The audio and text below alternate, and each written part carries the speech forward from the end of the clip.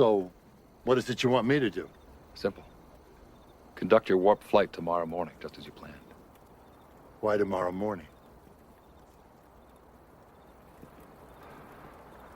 Because at 11 o'clock, an alien ship will begin passing through this solar system. Alien, you mean extraterrestrials? More bad guys? Good guys. They're on a survey mission. They have no interest in Earth. Too primitive. Oh. Doctor, tomorrow morning when they detect the warp signature from your ship and realize that humans have discovered how to travel faster than light, they decide to alter their course. And they make first contact with Earth, right here. Here? Actually, over there. It is one of the pivotal moments in human history, Doctor. You get to make first contact with an alien race. And after you do, everything begins to change. Your theories on warp drive allow fleets of starships to be built, and mankind to start exploring the galaxy. It unites humanity in a way that no one ever thought possible when they realize they're not alone in the universe. Poverty, disease, war, they'll all be gone within the next 50 years. But unless you make that warp flight tomorrow morning, before 11:15, none of it will happen. And you people, you're all astronauts on some kind of Star Trek.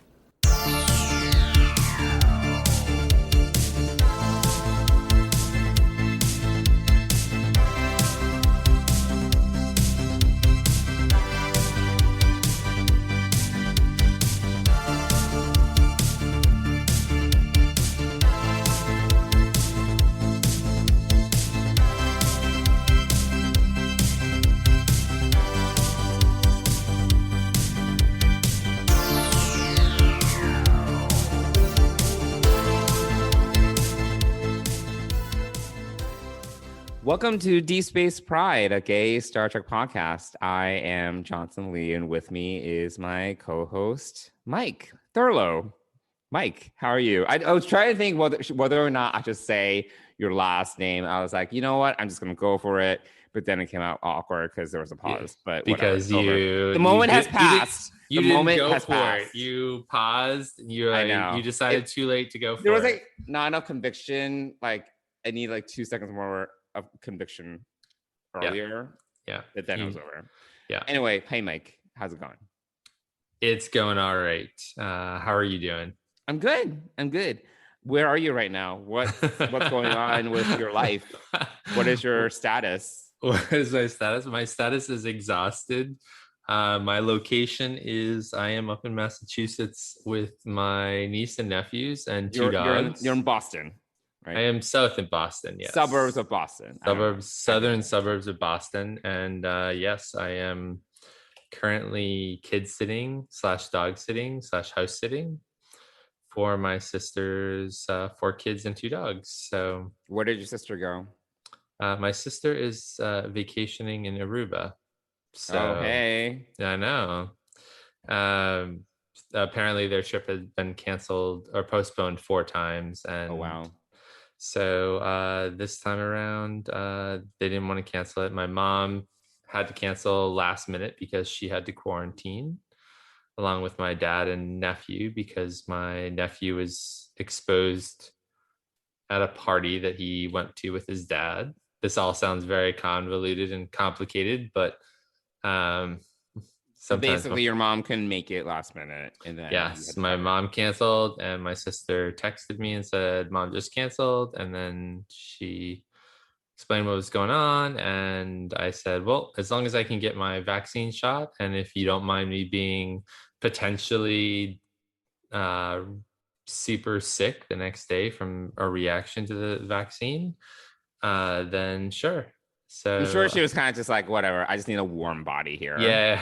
I mean, the kids are pretty self-sufficient for the most part, except getting to and from school. And so they're in school full time. They just started this week, full-time school again. So and my sister did not pay for the school bus this year, so they need rides to and from school. So I have been doing that. You have to pay for the school bus? You do, yes. What?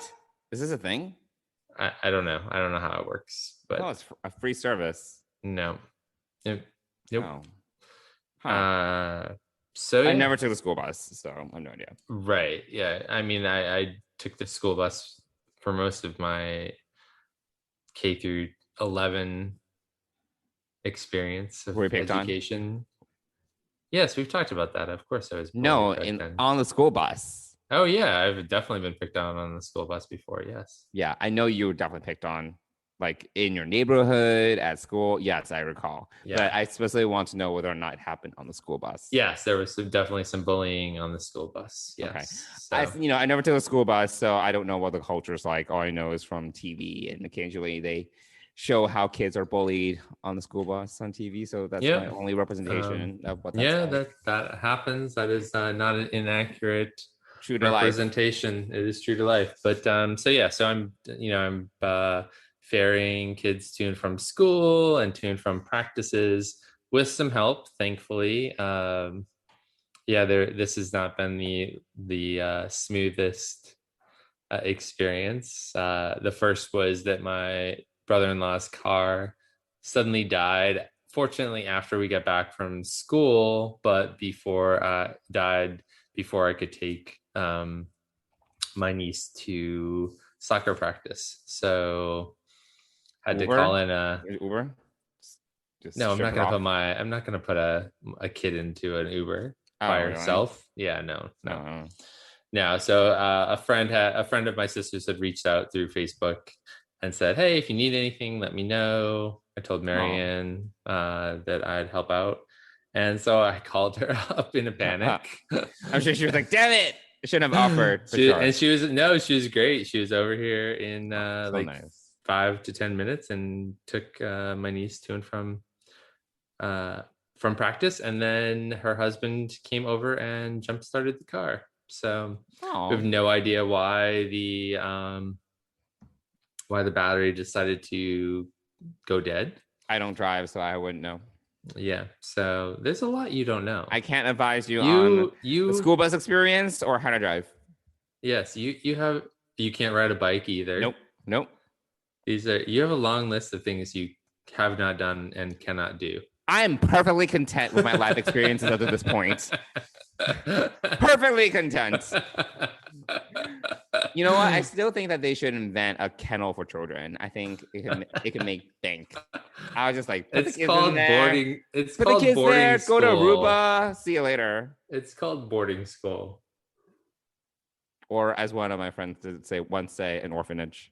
But, oh my gosh. Yeah. Wow. No, so. I'm happy to be here. The other thing that happened was that last night, one of the dogs, she's a puppy, but she's a Great Dane. A Great Dane puppy. Yeah. Are those puppies? It's like a mini horse. Yeah, she is a mini horse.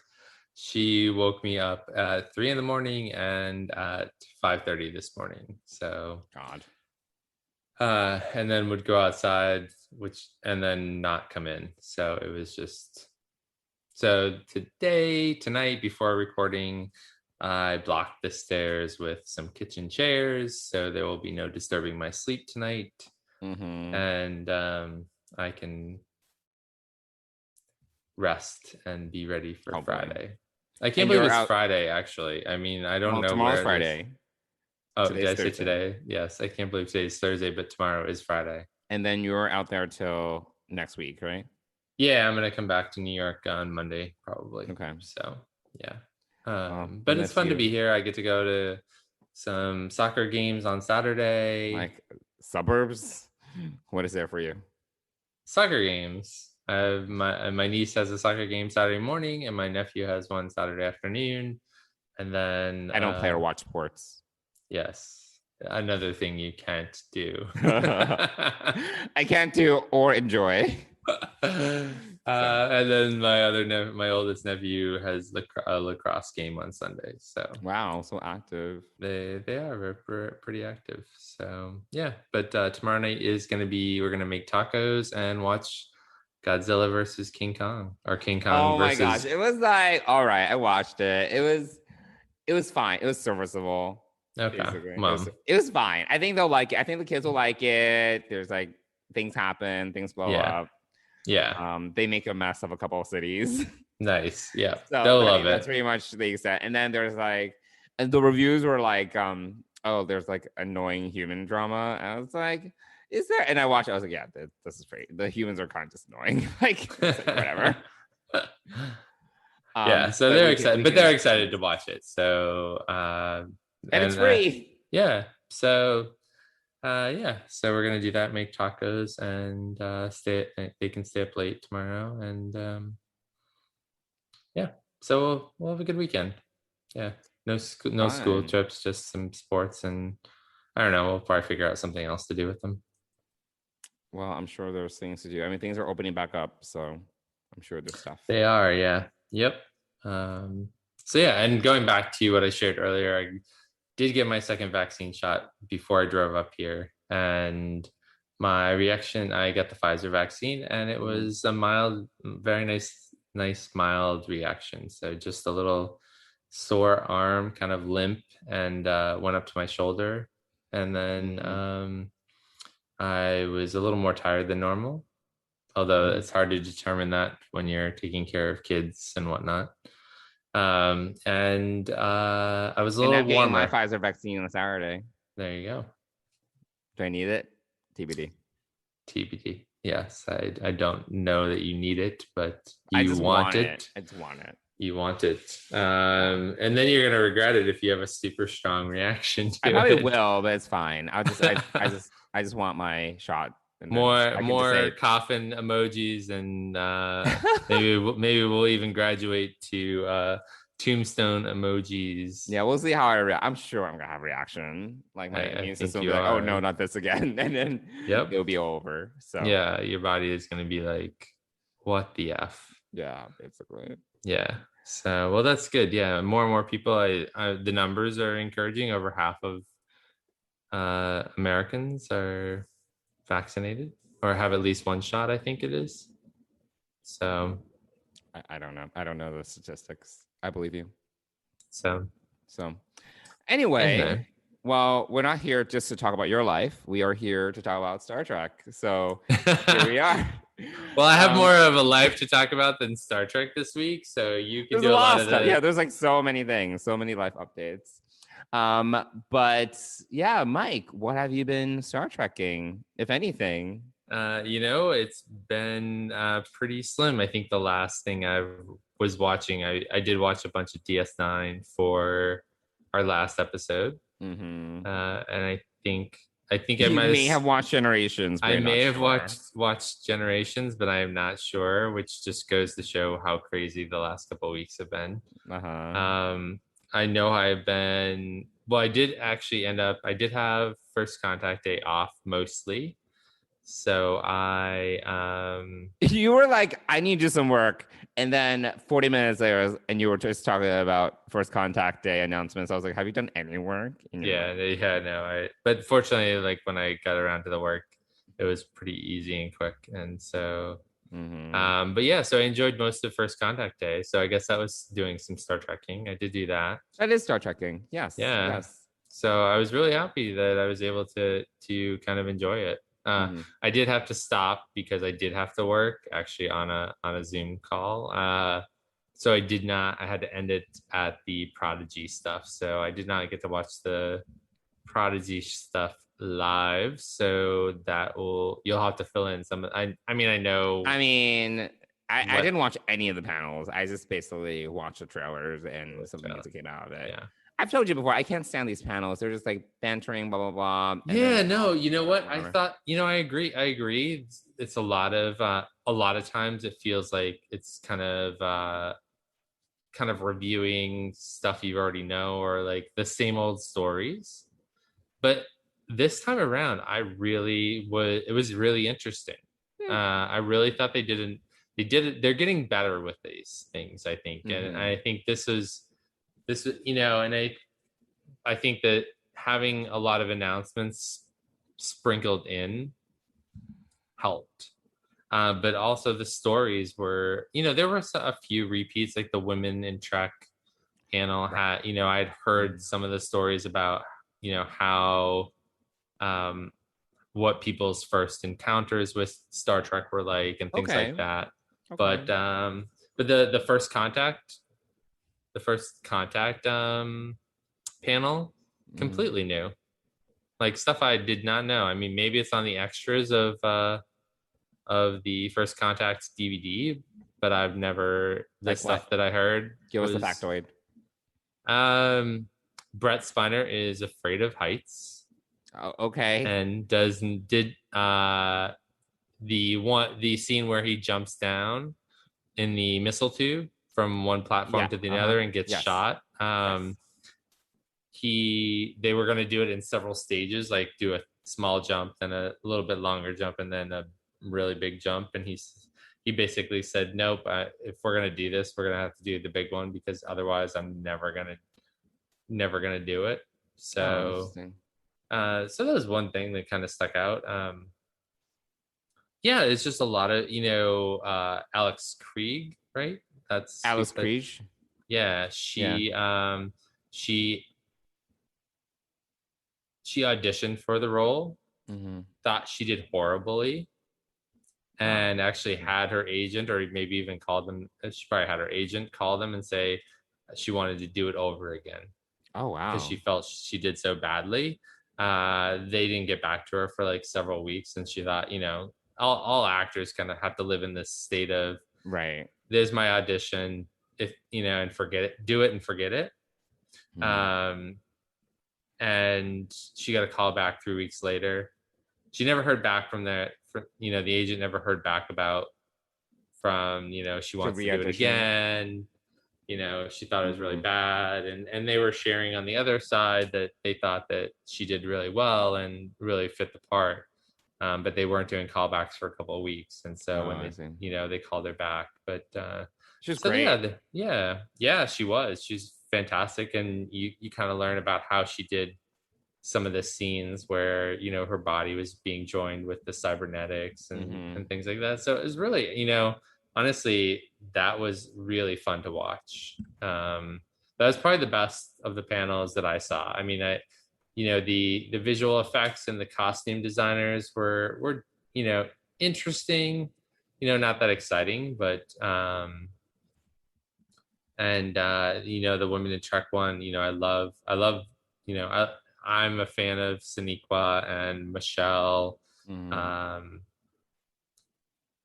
But I heard a lot of those stories I had heard before in other panels. So that wasn't quite as exciting. And then, we got some trailers, which we're going to talk about, and, a bunch of other stuff. So, so that's, actually I Star Trek First Contact Day. You Star Trek plenty of things. Yeah. So, and it definitely made me want to go watch First Contact again. It really is outstanding. It's a great movie. Yeah. Great movie. And I think if Alfre Woodward had been available, she would have been part of the panel as well. So they had some really nice things to say about her, working with her. And one of my favorite scenes that they did talk a little bit about was when she does the whole Moby Dick thing. Gotta go hunt his whale. Right. Which I think is a really powerful scene.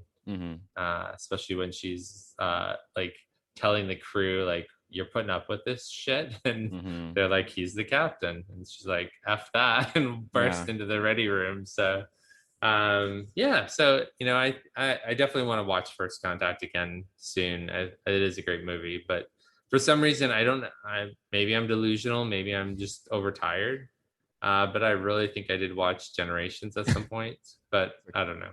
Completely different movie. So yeah, I don't know. Maybe I did, maybe I didn't. But anyway. So, yeah, you Star Trek plenty. I did, I guess so. What about you? What have you been Star Trekking? You're going back to our old stomping grounds, if I recall. So I've been watching a lot of TNG, and I've just been jumping around. See, anything from season 3 to season 7 has been fair game. I'm just not the biggest fan of seasons 1 and 2, so I haven't really gone back. There are some episodes I can go back to, but are you jumping around from like season to season and then going back, or are you going? I'm literally jumping around. I'm like literally like just picking an episode. I'll scroll through the Netflix like episode list, and I will just pick an episode to watch. Earlier, I didn't finish the episode, but I was watching Ensign Row. Oh yeah. Yeah, that was a season 5 episode. Yesterday, I watched Birthright, which I believe was season 6. So the problem is like now because I'm jumping around, I don't recall. You don't remember where they are, yeah. And they're all like just episodic. So it's also like watching a season 6 episode and going back to a season 3 episode. It really doesn't matter. It really literally doesn't matter. But yeah, Birthright. I was like, this is bad. It was a 2-parter where basically they go to Deep Space Nine. I was telling you about this, but it doesn't sound like you remembered. But it was one episode where they go to Deep Space Nine. Dr. Julian Bashir makes an appearance. It's the only DS9 character that shows up. And in the first half, I think they try to like play into the title a little bit. So there's a Worf story and there's a Data story. For Worf, it's about his father, who he thought was killed at Kittimer, at the Kittimer massacre when the Romulans attacked at some point. And he hears from someone at DS9 that his father's alive, not dead, and he's being held prisoner at this like Romulan like penal colony or whatever camp.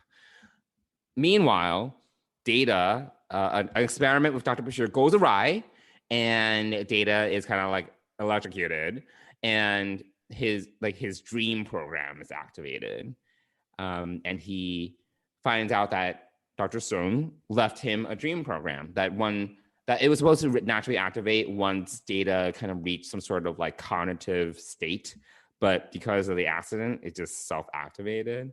And I guess Birthright. So you have Data kind of discovering his dream program, Worf discovering his father may be alive. It turns out his father's not alive. He goes to this camp, this Romulan camp, and then part 2, there's no Data. It's really just all the Worf story, and it's not good. It's just about Worf at this camp. Nothing really happens. Like basically, he discovers that there's these survivors from Kittimer that kind of merged with the Romulans, right? And they're living in peace with the Romulans, right? But the Klingons are there. The survivors of Kittimer are there kind of reluctantly because they can't reintegrate into Klingon society because it's shameful that they were captured as prisoners and not killed, right? And it's dishonorable. So blah blah blah. But their children know nothing about Klingon culture because they were just raised without that context, that cultural context. And they discover their birthright. And they discover what it means to be Klingon. Whoops, I forgot to turn off my notifications. That's unfortunate. So it's just like, fine. It's all fine. So anyway, that was like, I was like, why is this a 2-parter? I don't understand. So anyway, so that was yesterday. But overall, I have been really enjoying my trek into TNG. I even liked Sub Rosa. I rewatched Sub Rosa. Wow, which is the much maligned Dr. Crusher episode where she falls in love with a candle. But literally, oh my God, she is like having orgasms like everywhere. She is like literally, it's like she's literally like masturbating. And like there's this one scene where she's like orgasming / masturbating, and Jean-Luc comes in and he's like, Beverly? And I'm like, oh my God, this is so awkward. So she's literally like just writhing on like a chair. It's like so ridiculous. I have to give it to Gates McFadden. She went for it. She's like literally just like orgasming like everywhere. She's like writhing. She's like orgasming so hard that she can barely walk. Like there are these scenes where like she's just like talking to this ghost and she goes for it. She, unbridled enthusiasm. I'm like, all right, you know what? She just give her some sort of award because she went for it. And if our viewers could see you now, they would see your unbridled enthusiasm as you talked about it. She really, really just bought in. Like she just did her best. And I was just like, you know what? I commend her for her effort. Wow. So you should rewatch Sub Rosa. I actually didn't think it was that bad. I just like, I don't know why people hate it that much. It's a little silly, but it was like, I don't know. This is what Gates Madonna has to work with. We talked about this. You know, TNG did not do their female characters all the favors, so you know they work with what they get. So anyway, there we go. So speaking of women in Star Trek, we were supposed to do a Voyager episode, this episode, but someone is too busy with life, not Johnson, but Mike, and has not had a chance to watch do the homework. I have not done the homework. Watch the homework that we talked about. Right. I did. I did. I'm ready.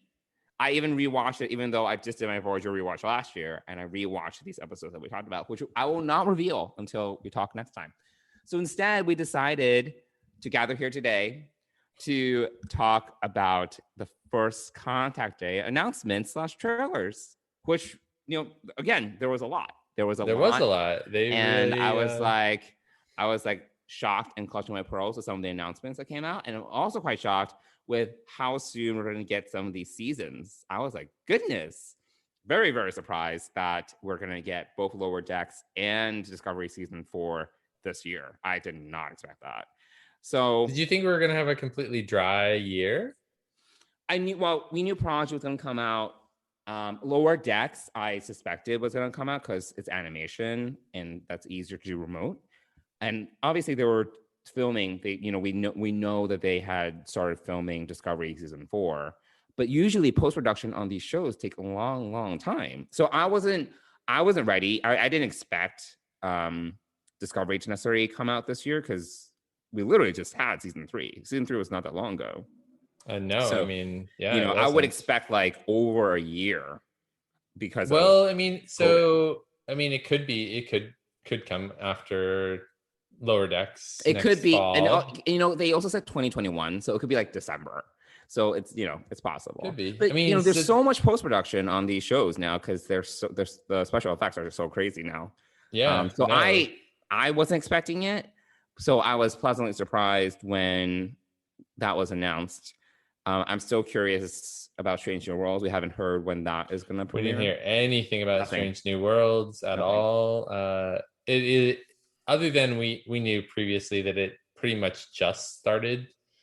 I think Picard started maybe 2 months ago in pre-production and production, and Strange New Worlds maybe a month ago started in production. So I would have loved to hear something about Strange New Worlds, but you know, but there's still a lot. Yeah, I think it's still early days for Strange New Worlds. I imagine. So the Picard trailer or teaser, it's not even a trailer, it's a teaser. It was all kind of teasers. Yeah. But it definitely said 2022. Yes. So we're not going to get Picard for another year. Yeah. Well, probably 9 months. And let's hope it does I also wouldn't be surprised if they took like more precautions with Patrick Stewart because they definitely are. I definitely think they are. You know, he is vaccinated though, so you know he did share that on social media that he did get vaccinated. So yeah, I mean, and going back to Discovery, so Discovery started filming in November.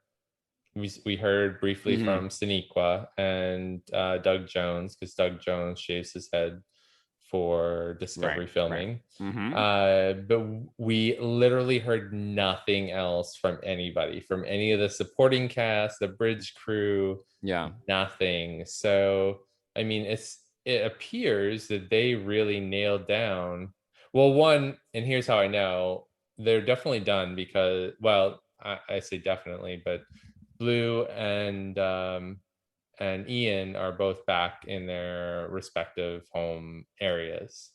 So Ian Alexander is back in LA now. Okay, you follow the cast closer than I do. I don't follow their lives. I do. Emily Coots didn't really share too much about it. So, you know, neither did any of the other bridge crew really. But yeah, it sounds like they got up there, they did their job, they got it done. Yeah. And it's in post-production. And, you know, I think just like in all things, and certainly in the world that we're living in right now, I think they learned a lot in season 3 and how to do this switch over. I mean, when you think about it, if a year ago when we were first moving to working from home, how much of a transition that was and how Right. hard that was. And, you know, you had people with different abilities and, you know, comfort levels with Zoom and other platforms. And so it took a while for people to really get used to it. And that's what I kind of feel happened with season 3. They were kind of midway through. They had to switch to, they didn't know how to do it. They had to figure it out. And now they've got it figured out. Right. And I think that this is going to be much more smooth. So you know, I'm going to jump out on a limb and say that we know that Lower Decks starts August 12th, which is pretty much almost a year to date that their first season premiered. Yeah. So I'm imagining that we might have 23 weeks of Star Trek, maybe even longer if they are able to get Picard done and have that jump right off of Discovery at the beginning of 2022. That'd be cool. I mean, that is ultimately their goal. And it seems like they've, you know, throw all Star Trek all the time, you know, once a week, having a new Star Trek, which I think is getting closer and closer to being more doable. I mean, especially if there's this many series that are happening concurrently. Yeah. Well, so it seems like they can do 2 series in production at the same time. So, you know, because Picard pre-production started while Discovery was in production. I think Discovery started when Lower Decks was probably in production or even starting post-production.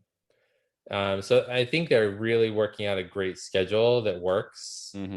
And obviously it makes sense for Strange New Worlds to redecorate some of the sets from Discovery to continue to use those for the Enterprise and whatnot. So and finally Paramount gets on the bandwagon that, you know, Lucasfilm has been on for a while. Wow. And they got this 270-degree LCD or screen that creates an immersive environment, which made The Mandalorian possible for 2 seasons. So amazing. Paramount is just, you know, obviously I love Star Trek and I'm not trying to badmouth Paramount too much, but I do think that they're a little bit slow. That their history is so deep in traditional ways of making film and television that it, you know, this idea that they could create something like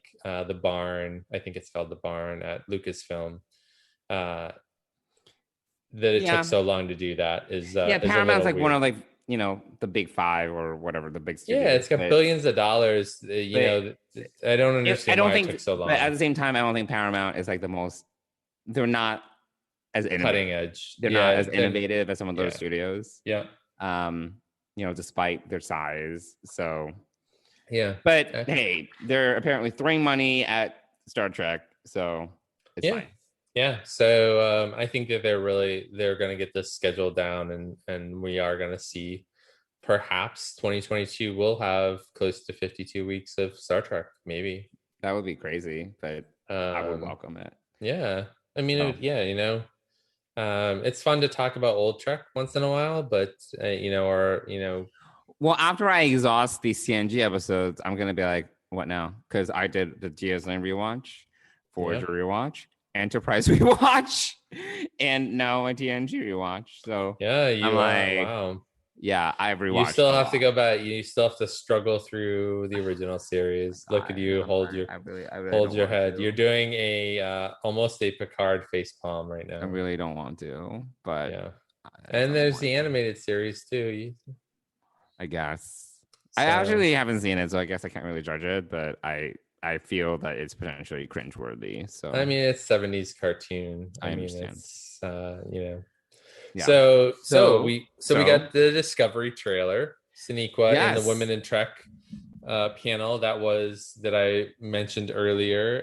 Although the stories were very similar to ones that were already told, we did get a surprise at the end, which was a Discovery season 4 trailer. Yeah, and it actually was more footage than I expected. There was there was some storyline.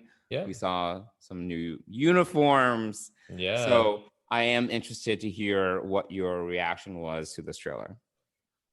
So it's funny you said there was a lot of footage, and I just watched it before we started recording today. It was more footage than I expected because I expected Oh. something like The especially teaser a trailer. Yeah. you know, This was a some full-on like trailer. animations, Yep. like you know, Yeah. maybe see a glimpse of something. That's usually how teasers go. So I got more than I expected. But anyway, I continue. wasn't expecting. Well, one, you know, I think I said it before. Paramount did a great job with this First Contact Day. I mean, it was filled with lots of goodies. Yeah, I thought it was so interesting they made it such a big deal, and at least they had the content to back it up because it was just like dumb panels and whatever. Yeah. So yeah, you're right. There is a lot of footage. Having just watched it and you saying that, putting it together in my mind, I'm thinking that what we saw was probably footage from just the first 2, maybe 3 episodes. Sure. A lot of damaged Discovery shots, and like fire, rubble being thrown. Yeah, I don't know. You know, so we did see our favorite Vulcan leader. Yes, I was very pleased that she is in the season. Yeah. Hopefully she has a bigger role. We did see, so if you catch it, I'm pretty sure you could see Saru at the number 1 station on the bridge at one point. I remember seeing Saru, but I'll be honest, I only watched the trailer once. I've watched it several times. So I'm pretty sure if you look in the background, it's definitely blurred out, but you can sort of make out that it's probably Saru at the number 1 spot at some point. Okay. And also the hands at the end are definitely both wearing command red, and she says together in her voiceover.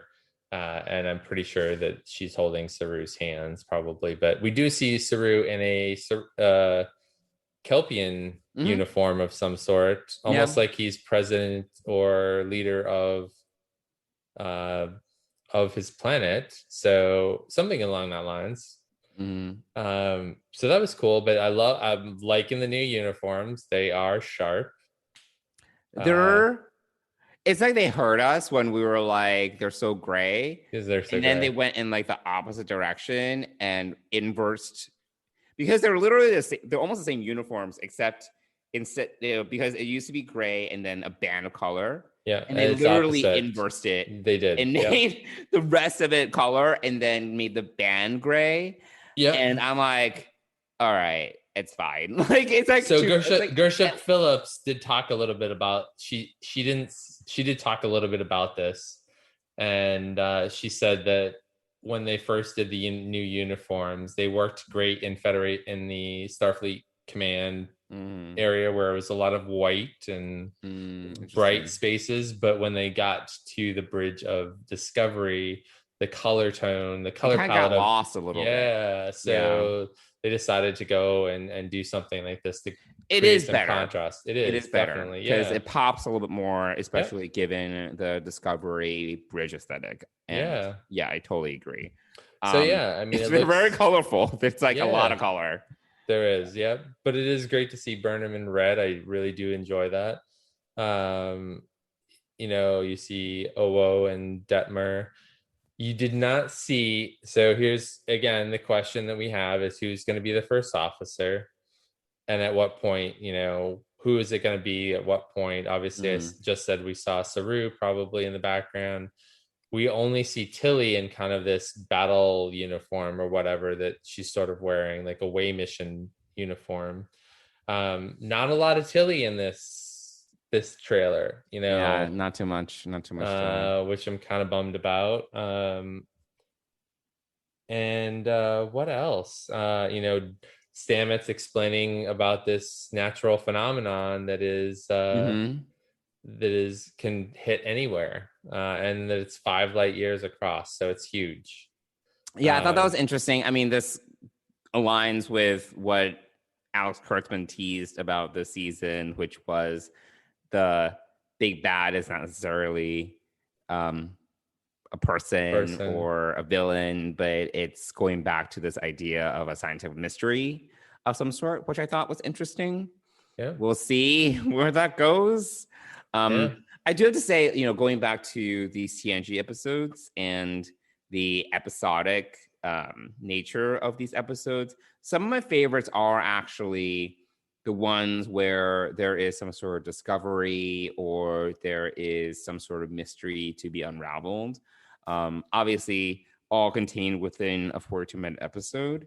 But, I actually really like those kind of narrative plot lines personally. So we'll see. I mean, once it's kind of dragged out to like 13 episodes, it's like, I hope the payoff is there. That's my only, because at some point it's like, oh my God, we've talked about this before. It becomes like no big mystery box. And it's like, oh my God, they're going to have to chase after clues. Cause season 3 there was a bit of that too. The burn, what's the burn? Quest. What caused the burn? Yeah. It's like, and then it's a fetch quest, gotta, go to this planet and get this clue and go to this other planet. Oh, breadcrumbs everywhere, Yeah. So I hope it doesn't turn, and that's the thing. I hope it doesn't turn too much into that. It probably will.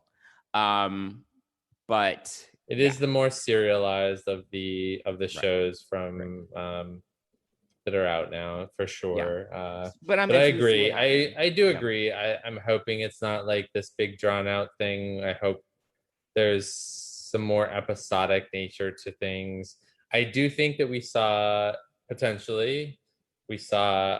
Vulcan leader trying to do a mind meld. Yes, there was some sort of melding. And it looked like it could have been on Vulcan. So there's a possibility that we might go to Vulcan. That'd be cool. I want to see Vulcan. I want to see the inside of other ships. That was on our wish list for season 4. That would be great to see some other bridges. I only watched the trailer once because I'm a bad fan. But was Booker in a uniform?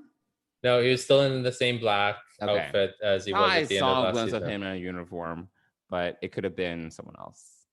I don't think so, but it looked like just the black uniform that he was wearing at the end of season 3 on the bridge. So, Blue is now part of the crew full time.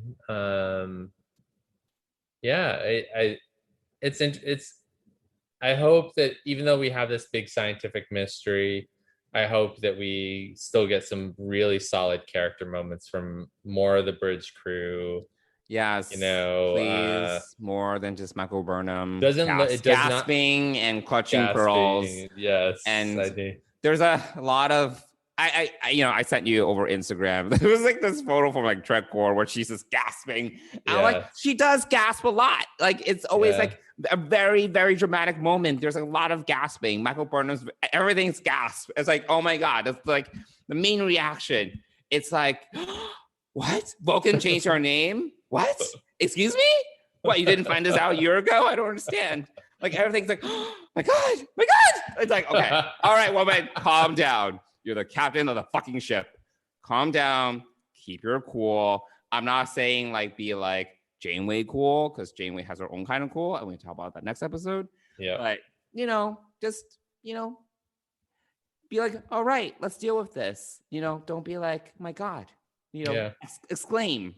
Keep the exclamations. Well, clearly there's some gasp-worthy moment, and probably it's when that wave hits the Discovery.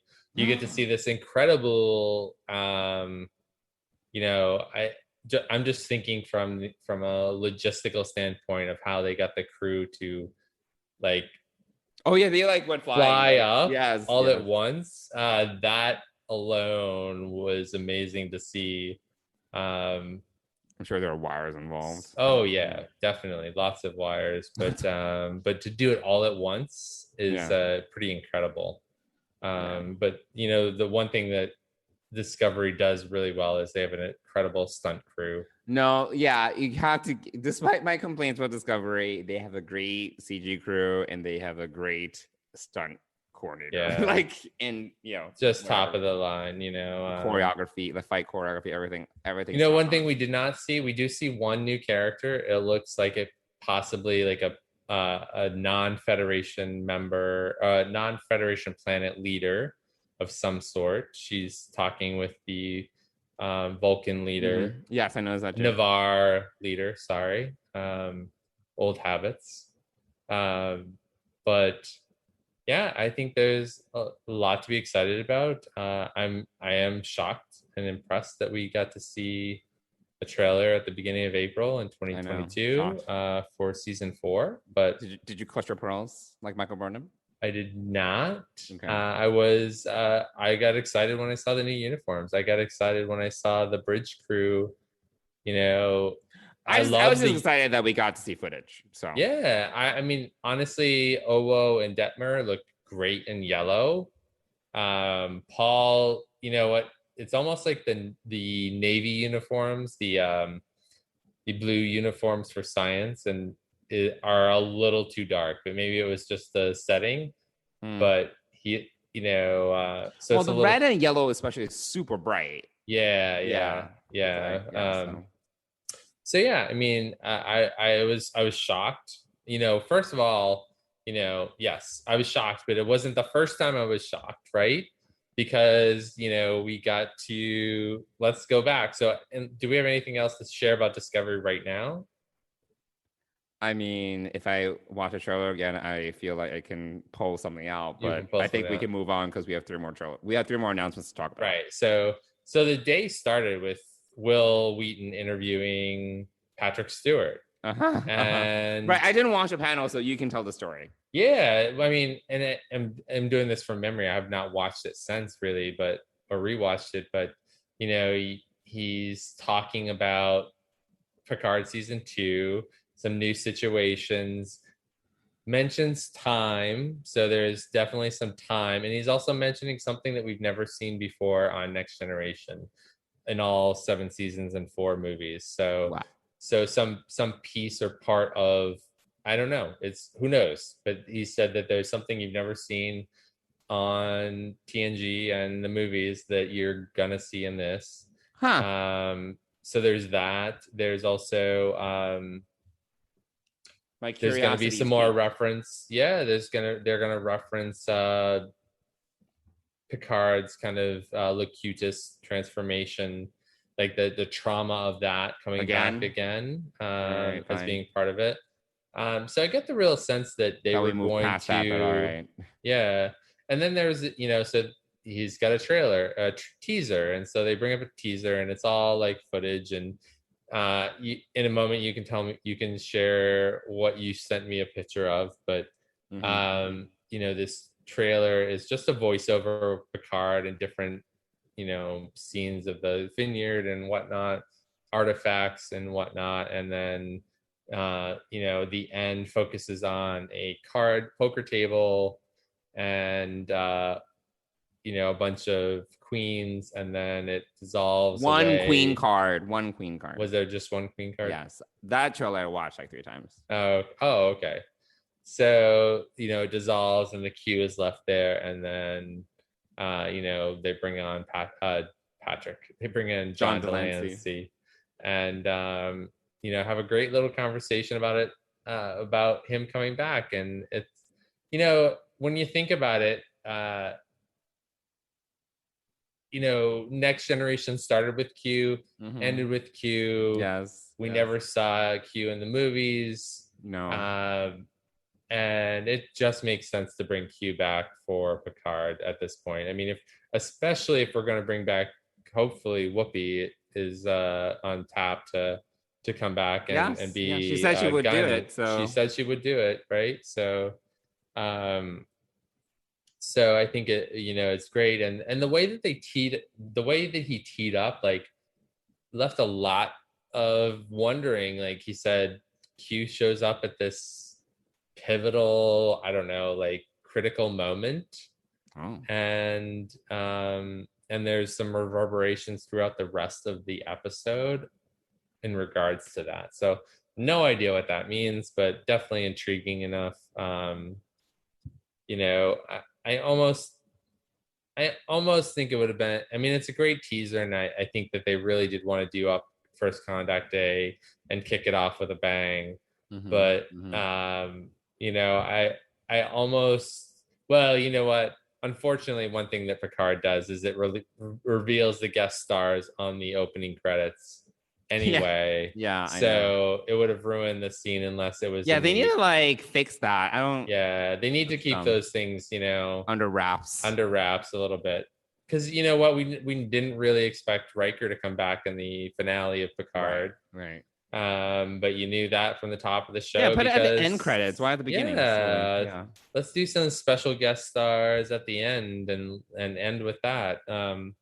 So I feel like they could have drawn it out, but I think they really wanted to pick some things that would really get the fans excited about what's coming. And obviously, they wanted publicity. they did. Yeah. So I mean, kudos to them if we can get more of this going forward. I think that's important and great. I think you need to do that. So they need to kind of build up some momentum, especially if we're going to get into 52 weeks of new Trek at some point. So we get the Q announcement. We got a very basic teaser trailer, but you picked out something in there. So I was very excited about this trailer because I mean the Q thing. I mean, I talked to you about this. Yeah. I was like, John Delancey has aged. I think he's aged. And he's been doing like My Little Pony for the last 10 years. I don't know what he's been doing in his life. But I'm excited for Q to come back. I'm very interested to see, because Q is fine in spurts, right? Like, so we get him maybe once a season, once a season, once every season and a half. Because when you're dealing with like this omnipotent character, it's like, it's hard to kind of do like a lot of character development with a character like that. So, which is why in Voyager, they kind of like really changed it up in terms of, the whole Q Continuum War, Civil War, things like that. They really tried to change it up. Because otherwise, if you're dealing with an omniscient character, it's kind of like just static, right?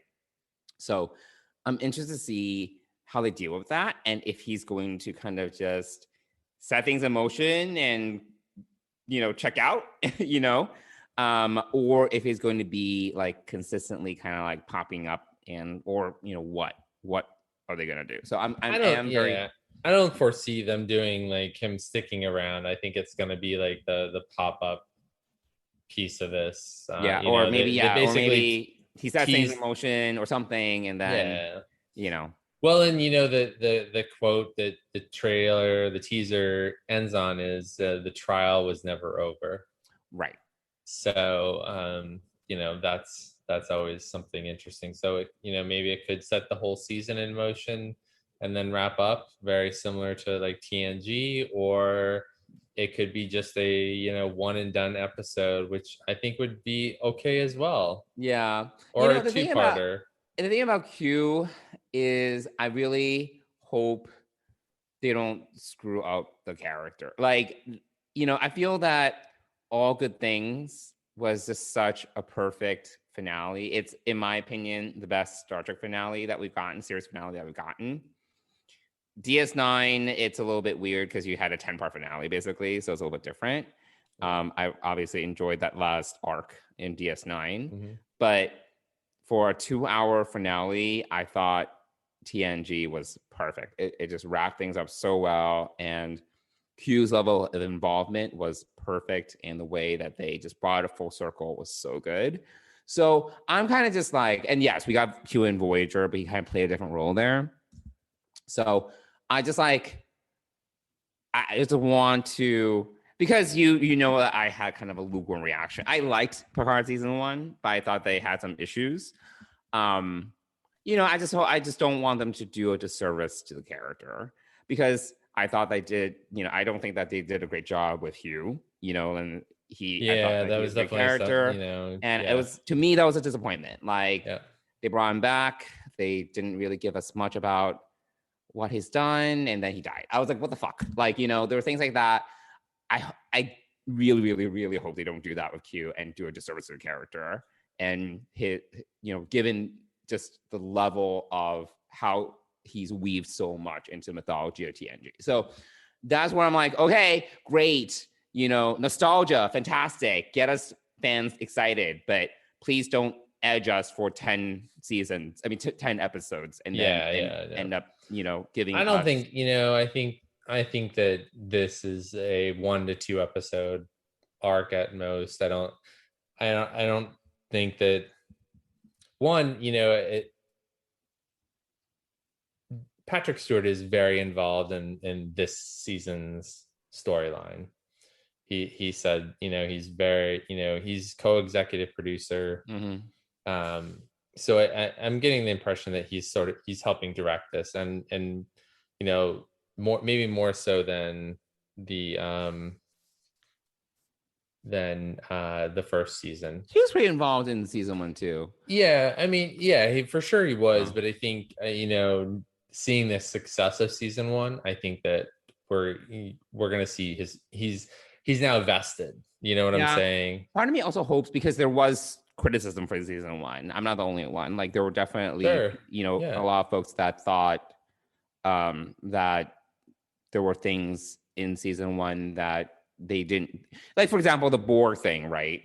Like, that was another example, because I do think that Patrick Stewart is kind of triggered by too much Borg stuff. So I feel that's part of the reason why we kind of got the Borg, but not really. It was like, it was brought to the edge, but just kidding, because we don't want to go down that path too much, because there's, the Borg at this point have been overused. So I do think that there are things like that where they want to do things and really get the nostalgia going, but then they don't want to just go for it. I'm kind of just like, just go for it. If you're going to like bring Q back, just go for it. Don't restrain yourself. And you can, because the thing with Q is that you can do so much. You can like literally rewrite history. So if you're going to do a time travel thing, if you're going to like tease a Stargazer, if you're going to tease Deep Space Nine, right? Because we got this like random, that was the thing I sent you, this random artifact from DS9, the Reckoning episode, which Ben Sisko broke and released the power race, like one of the power race. I'm trying to remember the name of the power race. It's like, was that called something Emojon or something? I don't remember. Oh, Costamoja. Costamojon and one of the prophets. Yeah. Like, are we gonna? And I'm that also piqued my curiosity too, because in some of the novels, the Q and like the prophets have history. Yeah. I'm really interested to see if they like try to weave that in somehow. I would go crazy if they brought like anything from DS9 into the storyline. So I'm just kind of like, all right, like they can do so much, and they can like, there's so much fandom that they can tap into.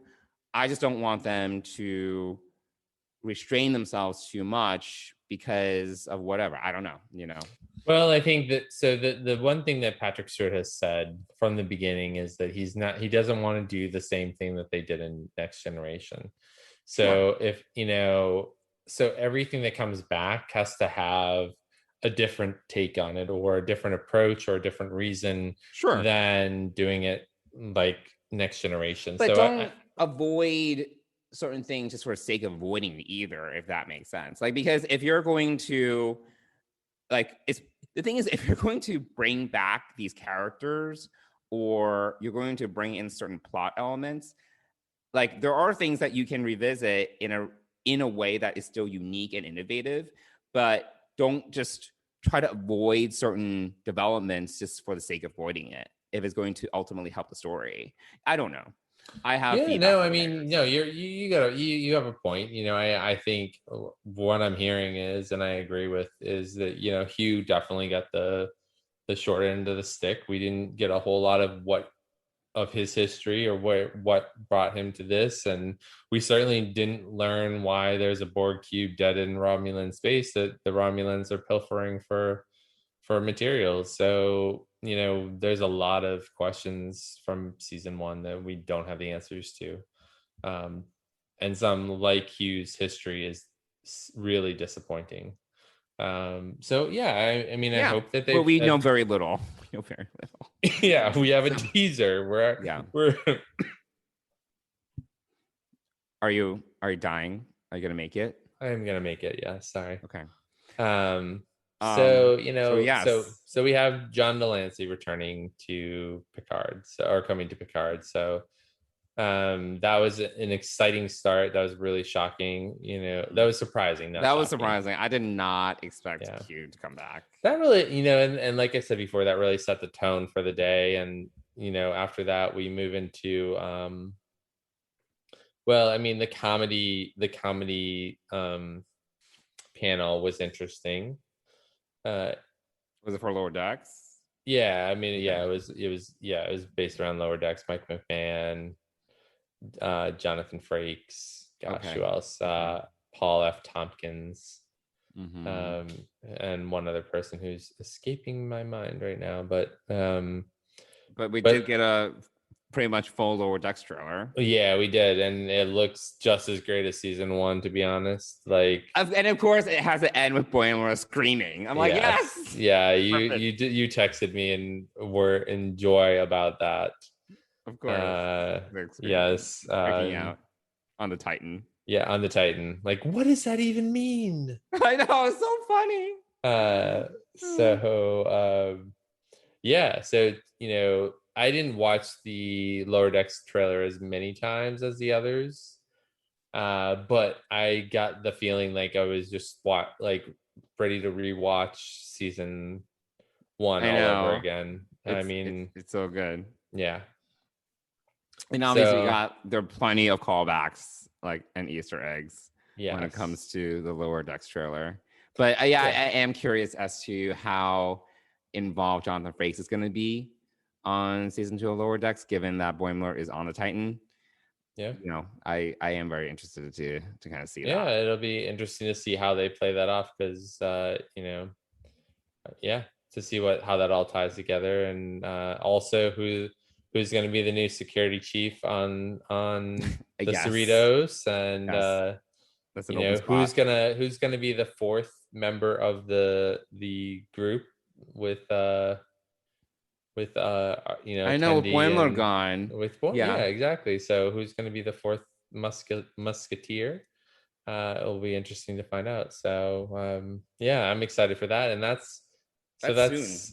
4 months away, August 12th. I guess that's soon. I don't want to jump ahead to August and have summer be nearly over just so we can have Lower Decks. I really want to enjoy this nice weather. So nice weather. You can go outside. Yeah, exactly. Outdoor dining, not dying. Please don't die outside. Outdoor dining. But outdoor dining has returned. I would do indoor. We've done indoor dining, so we have, yes. It hasn't stopped us. It has not stopped us, and probably No, but Lower Decks, I don't have as much to say about Lower Decks because it's kind of more of the same, but in a good way. Yeah, and they're gonna get a season 3 already. I know, I saw that too. That was great. So honestly, wait, so you're saying the YouTube videos that say Michael Mann was fired is not correct? Oh yes, I'm definitely saying that is. Oh man, has everyone been fired from Star Trek yet? I know, everyone's been fired 5 times. Is it all Alex over? Kurtzman has been basically kicked out of Paramount and he's living on the street. And did Anson Mount blow up the Enterprise so that we could go back and rebuild sets from the 60s to be exactly like the Enterprise? So ridiculous.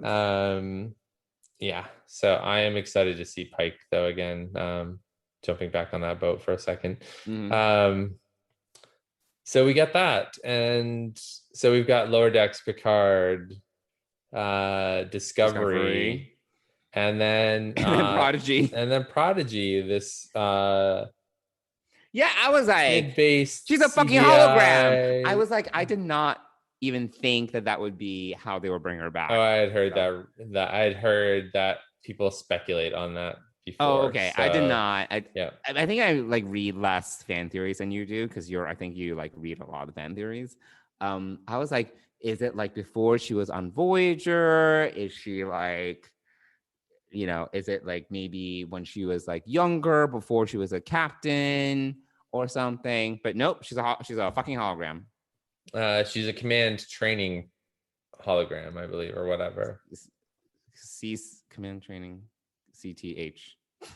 I don't know. This is the one that I have not, other than seeing the mock-ups of her, the new mock, She has like really long legs. That was like only. Oh, thought. really? Oh yeah, she has her bun from season 1. Yep. That very elaborate bun that I'm like, I don't like the bun. And then yes, she has really. It's like the legs are 2/3 of her height. I'm like, goodness. So. But she's a other cartoon. than that, it's a cartoon. So. Yeah, it's a cartoon for kids. For kids, it's for the next generation. For kids, and she looks younger than she does in real life. Because yes.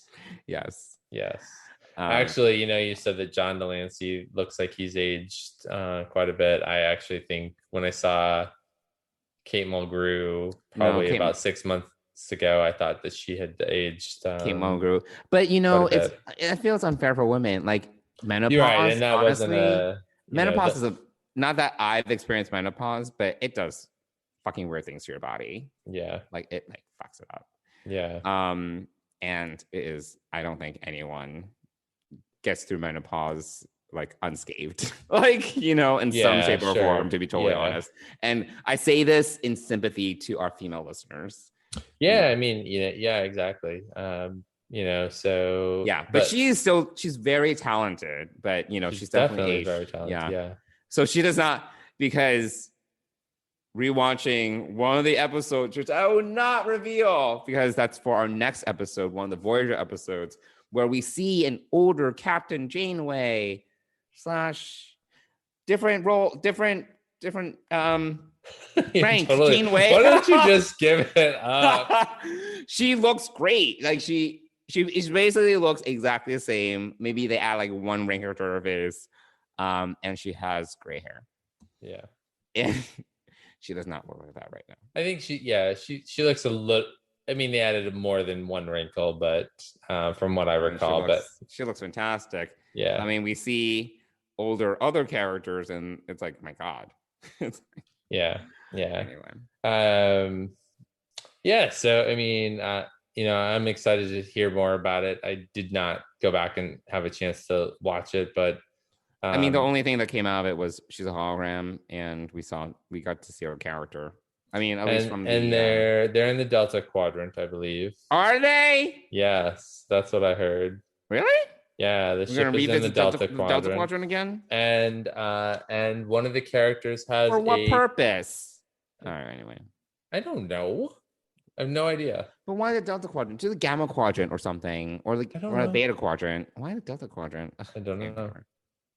Well, I'm thinking a couple of things. One, if it's her first season look, which it is, remember we did see the caretaker did pull another ship. What was it called?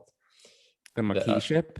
No. The Equinox? The Equinox, thank you. Couldn't think of that off the top of my head.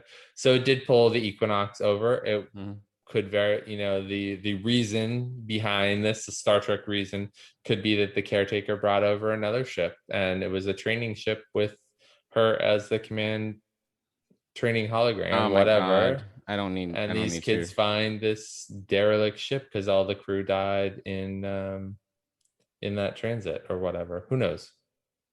I know nothing. But it's for kids, so it's not going to be it's probably not going to be clearly explained to the level that us Star Trek fans really want. Satisfaction. Yeah, to our satisfaction. It will probably be explained during panels by the creator or whatever creators. I mean, maybe that could make sense in terms of the aliens, because one thing that people did complain about, which I actually also thought of when I first saw the character designs, is like, why are they all like? I'm like, there's not one like alien design that we recognize. They're all new. Like, what is this? So maybe it's like, in a different region of space where we see very different alien designs. Yeah, and it's animation, so they can go crazy. But yeah. I mean, it's gonna. It definitely looks more kiddish, like obviously the design. Yeah, it brings up for me the Dragon show. Oh man, why can't I think How of to Train Your Dragon? Yes, it has that sort of vibe. Yes. It's like, yeah.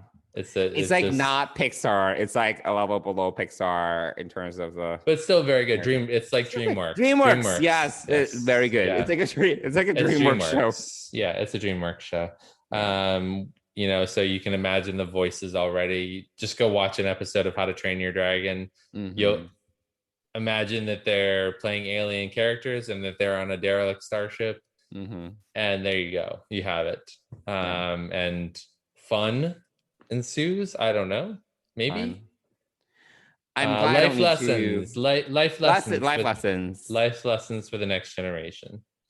I'm just glad I don't have to subscribe to Nickelodeon or something, Nick Jr. Yeah, no, it's gonna be on Paramount Plus. Thank God. Yeah. No. / CBS All Access with a Paramount Plus logo on it.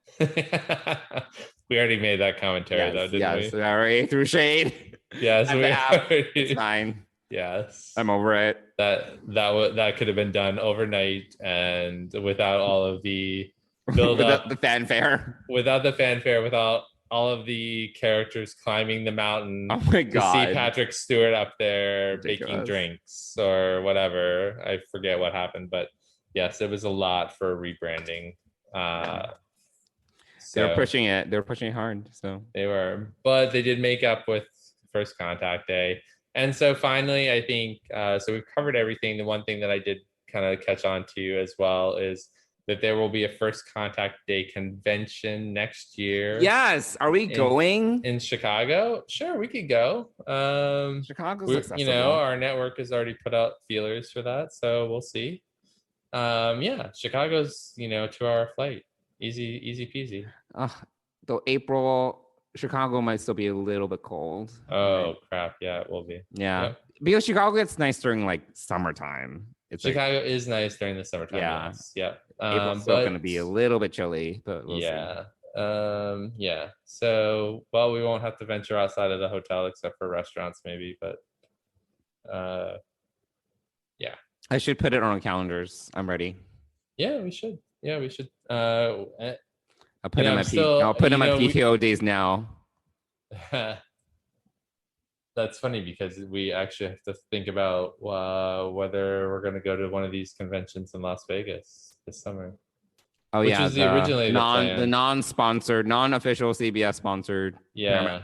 Sponsored Viacom, whatever. Viacom, Paramount. The 55-year journey, blah, blah, blah. I don't know. So we need to investigate more into that too. But so that's exciting. Is our network going to that? There's talk about it, yes, but I don't know. I don't know. I think we're all kind of waiting to see the status of the world, really. I feel August is gonna be all right at the rate we're going. Yeah, but who knows? But maybe then there'll be a new variant. It'll be over. It could be. Yeah, you never know. Who knows? Who knows?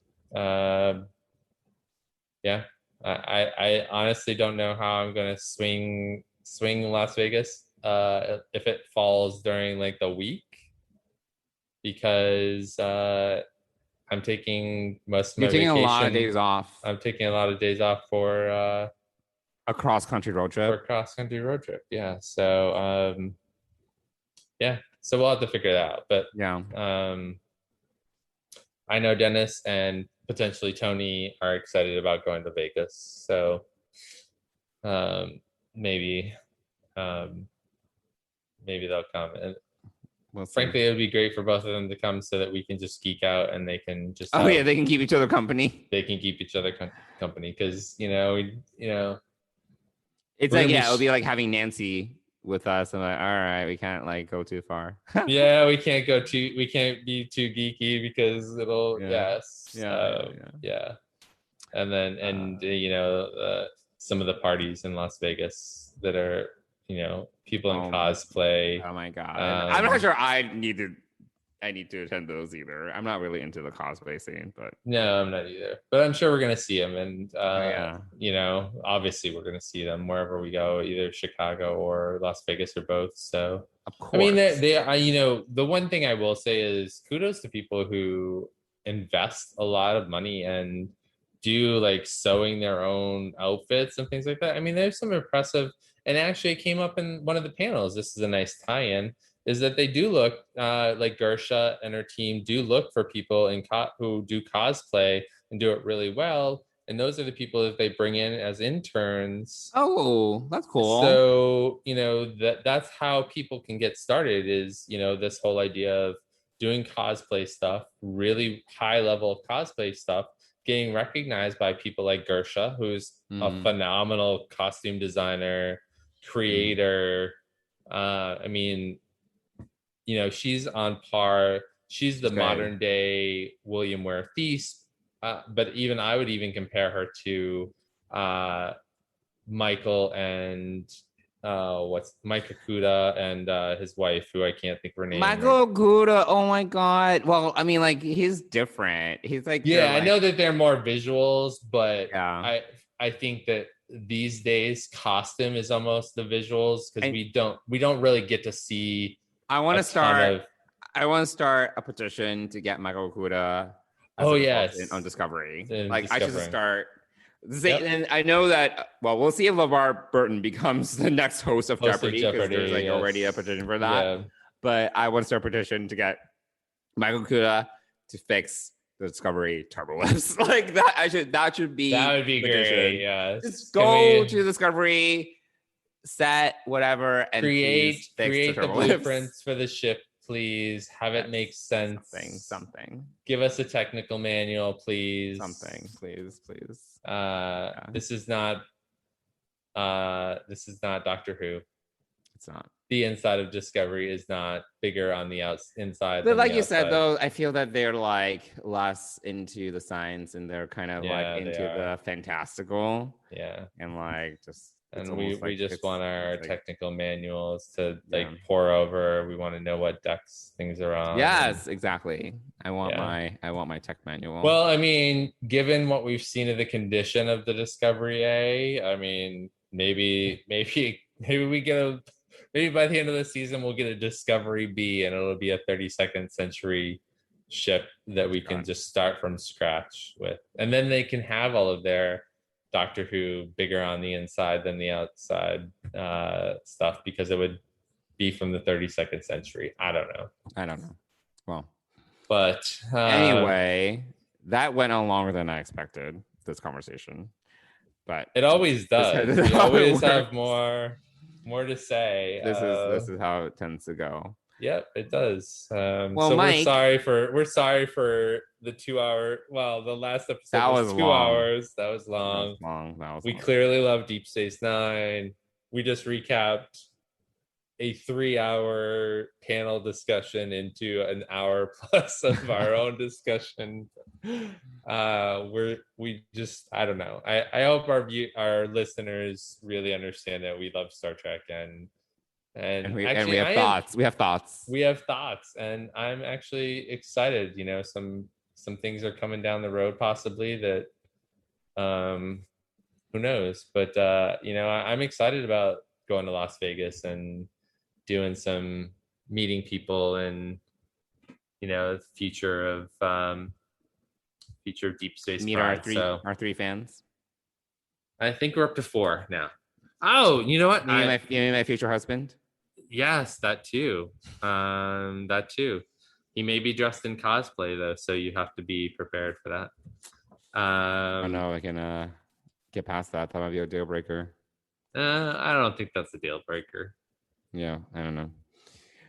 We'll see. We'll see what happens. Let's not discount options before their options. Yeah, filter out everyone.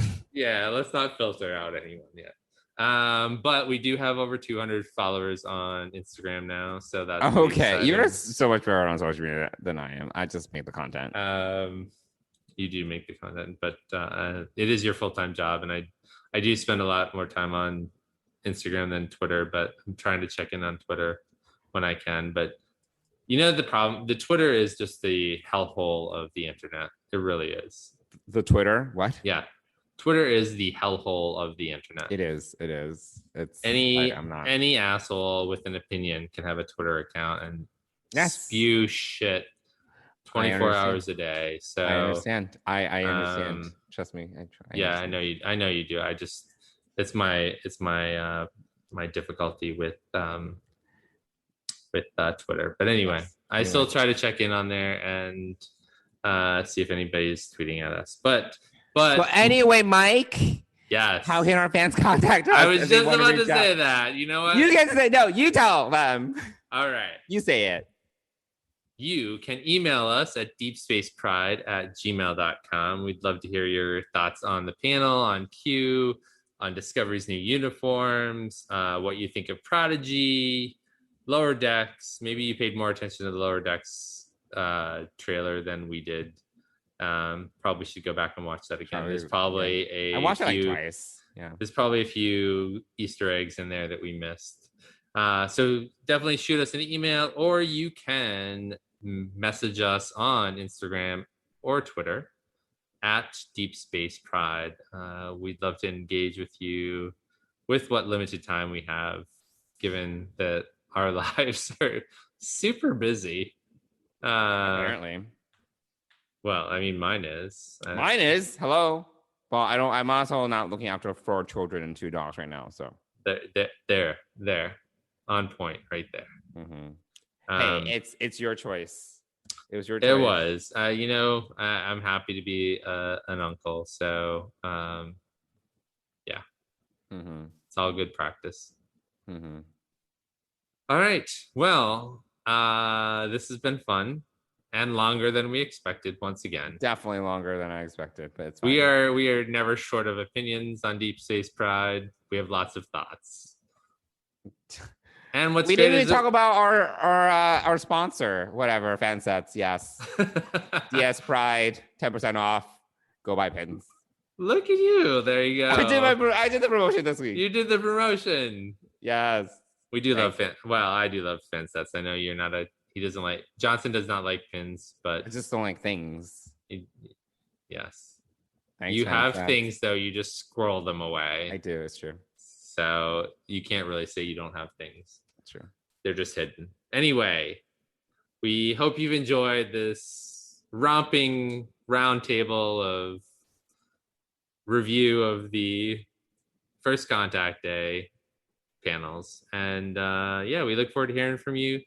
And next time we'll talk about Voyager because Mike will do his homework. Yes, and take notes, and then we'll have more thoughts and probably another 2-hour episode. So, but what episodes are we gonna watch? No one knows. Well, our fans don't know. Of course, our fans know by now. No, we. So if you want to drop no hints, if you want to engage with us on Voyager, we are going to watch Scorpions Part 1 and 2. I am Scorpions Part 1 and 2, and Endgame, the finale of Star Trek Voyager. So. We're going to watch those 4 episodes. I think they're 4 episodes. So I was trying really hard for the fans that did not know what I was talking about. I was trying really hard to not say Admiral Janeway because you were doing a really hard job of that. Not Captain, but other rank. She looks older, and there's Year of Hell. I guess they could have done Year of Hell. Isn't there a alternate version of Janeway in Year of Hell? I mean, she's all banged up, but she's not like really older. Oh, okay. Yeah. I mean, anyway, there we are. Join us next time. We'll talk about Voyager. Until then, thanks for listening. Peace out, everybody. Live long and prosper. Bye. Bye.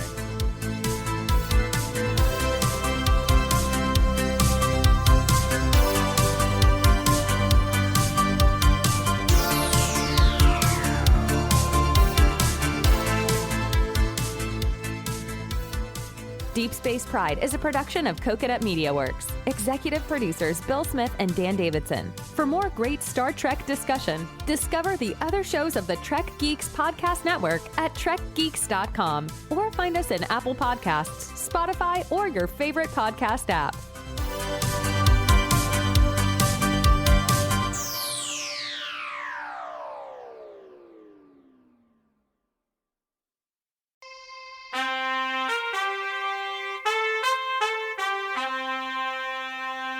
Coconut